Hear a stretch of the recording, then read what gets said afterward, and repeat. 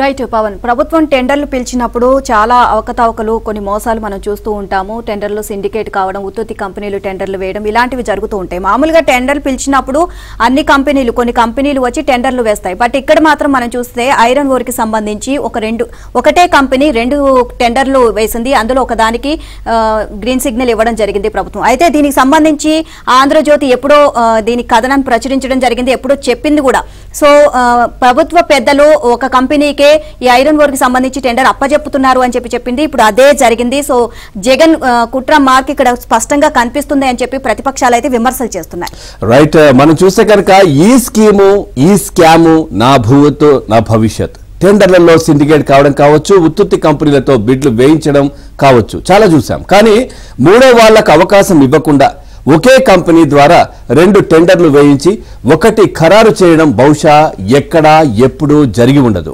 ప్రకాశం జిల్లా Konijedu Marlapadu iron ore tender విషయంలో ఇదే జరిగింది.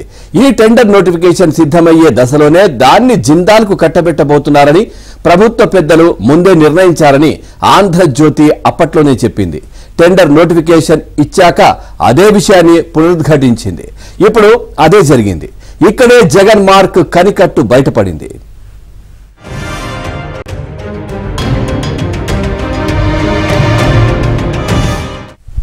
ఈ ఐరన్ ఓర్ టెండర్ కు Jindal JSW steel limited, Jindal ACW limited అనే కంపెనీలు మాత్రమే బిడ్లు దాఖలు చేశాయి.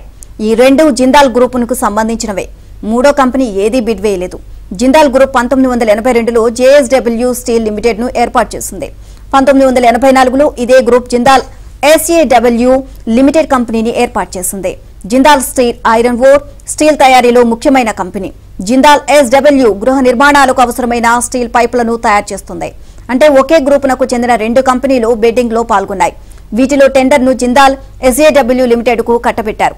ఒకే గ్రూపునకు చెందిన రెండు కంపెనీలు టెండర్ లో పాల్గొనడం, అందులో ఒక కంపెనీకి టెండర్ రావడం కాకతీయంగా జరిగిపోలేదు. ఒక పథకం ప్రకారం జిందాల్ వర్సెస్ జిందాల్ గా ఈ బిడ్డింగ్ ప్రక్రియ నడిపారు.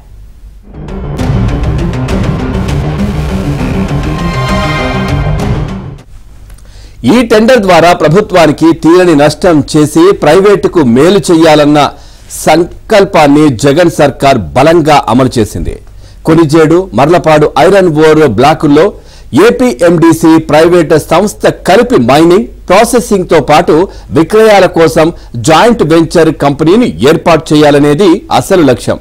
దీనిలో జాయింట్ వెంచర్ భాగస్వామిగా ప్రైవేటు కంపెనీ ఉంటుంది. ఎంఎండిఆర్ చట్టం 1956 ప్రకారం జాయింట్ వెంచర్లో గనుల లీజులున్న ఎండీసీకి 70% పైనే వాటా ఉండాలి. ప్రైవేటుకు మిగిలిన వాటా ఇవ్వాలి. కానీ ఇక్కడ ఎండీసీకి 11%, ప్రైవేటుకు 89% వాటాను ఖరారు చేశారు. ఇది కేంద్ర చట్టాలు నిబంధనలకు పూర్తి విరుద్ధం. జగన్ సర్కార్ నిర్ణయంతో ఎండీసీకి వచ్చే లాభాలు ప్రయోజనాలకు భారీగా కోతలు పడ్డాయి. లాభాలు ప్రైవేటుకు వెళ్తాయి. ఇలా జరగాలనే టెండర్ డిజైన్ చేయించినట్లుగా ఉందనే అభిప్రాయం వ్యక్తమవుతోంది.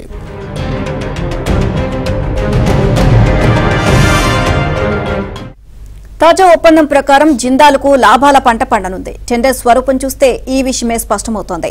ప్రస్తుతం ఎండీసీకి నిర్ధారించిన 11% వాటా ప్రకారం టన్ను ఐరన్ ఓర్ అమ్మకంపై 100కు 11 మాత్రమే దక్కుతుంది. జిందాల్ మాత్రం 89 తన జేబులో వేసుకోనుంది. ఇక ప్రస్తుత మార్కెట్లో 58 నుంచి 60 నాణ్యత ఉన్న టన్ను ఐరన్ ఓర్ కు 4083 ఉంటే దీనిలో ఎండీసీకి 449.13 దక్కనుండగా జిందాల్ 3633.87 తన ఖాతాలో వేసుకుని పండగ చేసుకుంది.